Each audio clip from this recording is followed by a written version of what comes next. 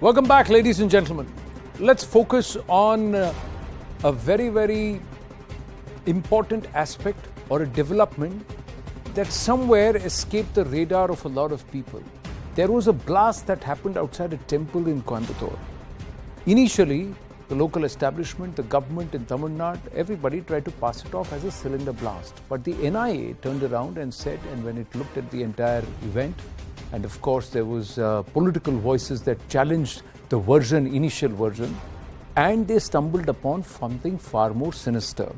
Now, what stands out is that the NIA, as it continues its probe, the probe has been now formally handed over to the central agency because the role of radicals has emerged. It could have been a huge tragedy, but it ended up consuming the predator. That's what happened in that blast. Part of a far greater conspiracy, and this time this conspiracy against Bharat is emerging from the south. It's emerging from the southernmost parts of our country. And there are threads that link it to entities beyond Bharat soil. Now, the attack planned as the biggest by the ISIS in India. The ISIS footprint in India is for real, ladies and gentlemen. It's not that just that there were a few radicalized Indian misguided youth who went to Syria to work with and to serve at the ISIS. But there are radicalized elements who are operating in our country. There are those who quietly came back and then they are operating here, and they have been planning sinister attacks. This was the largest one. The plan was to attack Hindus at gatherings at 6 different temples in Coimbatore. And 6 different temples in Coimbatore were actually recce. So this could perhaps be the tip of a terror spear, and perhaps this event around Deepavali was one of the incidents, and there could have been a series. Now the next 1 month and a half or 2 months are going to see a series of festivals, all related to the winter solstice and of course the onset of the new year, and before that Pongal coming through, Jallikattu, so many other events that would happen in Tamil Nadu and other parts of the southern part of our country, just like in the rest of the country. But south, very important. Intensive research has been done on explosive types. That's what's the information that's come through. Information and what it says: potassium nitrate, sulfur, detergents used to make bombs. And the interrogation of the accused also reveals that there is a terror team at work. The probe continues on whether a big personality was also an intended target. This is exclusive input on this coming in from our investigations editor Manoj Gupta, and these are sources within the top central agencies, even as the NIA gets deeper into the entire investigation mode. Now, let's try and understand this probe a little more. Are there deeper terror threads? Is a question that arises. Look at this. Jamisha Mubin was killed in the blast. He was allegedly planning 2019 Easter bombing style operation. 2019 Easter bombing style? It happened in Sri Lanka. Then he had close links with Muhammad Azharuddin, friend of the 2019 Easter Sunday blasts, radicalized by ISIS philosophies and ideology. So you look at the threads they are connecting. Muhammad Azharuddin was a mastermind of the ISIS Kerala Tamil Nadu module. He is a friend of the 2019 Easter Sunday bomber who ran this Facebook page Khilafa and Khilafa 2.0. That was what it's called. And to radicalize and also to recruit. Propagated ISIS ideology, used ISIS logos on social media. Big focus was terror attacks in Kerala and Tamil Nadu. Riaz Abu Bakr, he also has an alias, and his alias was Abu Dujana. Now, Abu Dujana, aide of the Sri Lanka bomber, arrested by NIA in April 2019. Then, influenced by Zakir Naik, and he was planning suicide attacks in Kerala. Zahran Hashim, 2019, Sri Lanka, suicide bomber conducted recce's in Coimbatore for potentially divisive attacks. Among very, very influential among brainwashed and misguided youth in South India. These people were regularly using that route which is used by smugglers and also those who are fleeing Sri Lanka into Tamil Nadu, that very porous sea waters across the Park Strait. And they were using this to enter, infill and exfill Bharat from that very, very porous sea route. But what they were doing is in the south of our country, Kerala and Tamil Nadu. But was this, and this blast, which thankfully consumed the predator and not the prey, just the tip of a larger terror design? That's the question that we are asking. Coimbatore blast is the hashtag. Let's go across to Sushant Sareen and General Dhruv Katoch, who's joining us. Major General Dhruv Katoch is the Director, India Foundation. Sushant Sareen, columnist and of course senior fellow with ORF. General Katoch, let me ask you this. Should this be taken lightly? Would you hold the Tamil Nadu government and the local police and the authorities for initially trying to brush this off as an ordinary cylinder blast? Thank you, Anand. Anand, I want to make one thing very clear, and I think Sushant Sareen will bear me out on this. All of us who have been analyzing the radicalization which has taken place in parts of South India were very certain that in Tamil Nadu and in Kerala, the situation is fast getting out of control and it will be something akin to what has happened in Kashmir. And this, we had come to this conclusion not because of this blast. We had come to this conclusion 1 or 2 years earlier, and this situation is being monitored.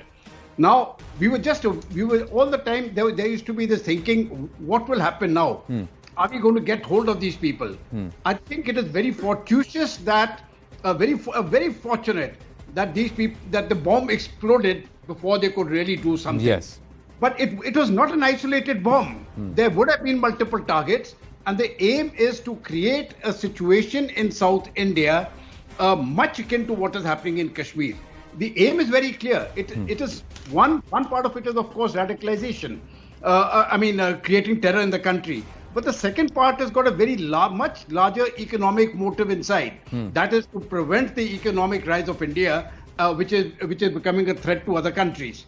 So we are looking at multiple angles here. But for the Tamil Nadu government to actually state that no, it was a cylinder blast, I think the police have failed in their duty in the initial stages. And had the media not put pressure on them, I'm afraid they would have, this incident would have been brushed under the carpet, and this terrorist who has been killed would have actually been paid compensation for loss of life. So, I think in a sense, I think it is very fortunate, but we cannot stop here. There are very severe links as far as the Islamic State, Al-Qaeda, all these are fungible organizations. A chap can belong to one or the other and switch sides, so that doesn't matter. The fundamental principle remains the same. They are bent on creating havoc in India, and they need to be eliminated. Anand. Now, in this, what the NIA looks at, Sushantji, is one, foreign links, funding coming from overseas, Ismail's foreign links, which is now under the, which is under lens, and all the accused will now be under the NIA custody. But are you seeing a trend? Is this like, do you agree with General Dhruv Katoch when you, that they are trying to now export this Kashmir model into Kanyakumari? Because Kanyakumari is that entire belt, Tamil Nadu and Kerala, and it is the southernmost parts of our country which are now witnessing huge amounts of radicalization and this infill of the terror groups. Anand, I partly agree with General Katoch. I don't think this is the Kashmir model being replicated. I think this is a sui generis model. This is, you can call it the Syria model, you can call it the, whichever other hotspot you want to name it. So it's kind of a very different kind of a model. And where I completely agree with General Katoch is that the south of India has been a hotbed of Islamist and jihadist terrorist groups for very long. Go back to the 90s when the whole thing first starts. When there was this guy Abdul Nasir Madani, who was given these Kerala massages in jail by the Congress and the communists because he was supposed to be a religious leader. And I think General Katoch is being a little, in a bit of a hurry when he says that they would have paid compensation. For all you know, to uphold secular values of the DMK government, they might still pay that terrorist compensation. I wouldn't put it past them. And the way they tried to hide this entire incident would have set the stage for the rest of the bunch to carry out the attacks which they have not been able to carry out right now. Does this mean that this was just a cell which was operating in isolation and you've got to the bottom of it? I think far from it. I think what we are looking at is the beginnings of what you might call a religio-political jihad in India by some of these groups and by some sections of the Muslim community. They seem to have support of local governments, at least by turning a blind eye. It was only when they couldn't anymore that they said, okay, fine, let the NIA take it over. Otherwise, they were all set to cover it up. We've seen this in Kerala, we've seen this in Tamil Nadu, we've seen it in Telangana, we've seen it in other places, we've seen it in Maharashtra. They try and cover it up. And I think that is the most dangerous thing. More dangerous than these terrorists are governments trying to cover up their actions. Secondly, I think what has happened is that, yes, we were very lucky that this guy was an idiot bomber or this cell was idiot bombers who could not make a proper bomb. But I suspect that they were given the knowledge of how to make a bomb, but did not have the expertise to make it. I don't know how long we can rest on good luck. Because their designs were very simple. You start exploding bombs outside temples or you start targeting political leaders and then there is a very serious danger of violence breaking out. And, at one level, it besmirches India's image. At another level, it enhances the kind of social tensions which are already existing in the country.